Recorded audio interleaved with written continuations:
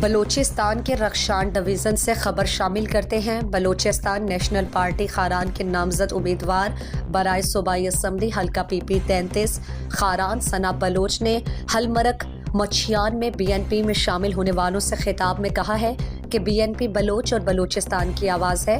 Party نے ہمیشہ سے بلوچستان کے جملہ مسائل کو مؤثر انداز میں اٹھائے اور انہوں نے کہا کہ بی این پی عوام کی نمائندہ جماعت ہے جو کسی صورت عوام کو مایوس نہیں کرے گی۔ اس موقع پر میر رحیم بخش عابد، نصیب اللہ قمرانی، داد جان قمرانی اور دیگر بھی موجود تھے۔ ثنا بلوچ نے کہا کہ موروثی سیاست کے خلاف میدان عمل میں ہوں۔ گزشتہ دور میں ہمیں بطور اپوزیشن جام ہے اور کمال نے شدید انتقام کا نشانہ بنایا، جو ایک فرد سے نہیں خاران دشمنی تھا، لیکن ہم نے جام کمال اینڈ کمپنی کے ہر ظلم اور ناانصافی کا ڈٹ کر مقابلہ کیا۔ ثنا بلوچ نے کہا کہ ہم نے خاران میں نظریاتی سیاست کو پروان چڑھانے کی کوشش کی۔ آج لوگ بی این پی کو علاقائی ترقی اور عوام کے خوشحالی کی ضامن سمجھتی ہے۔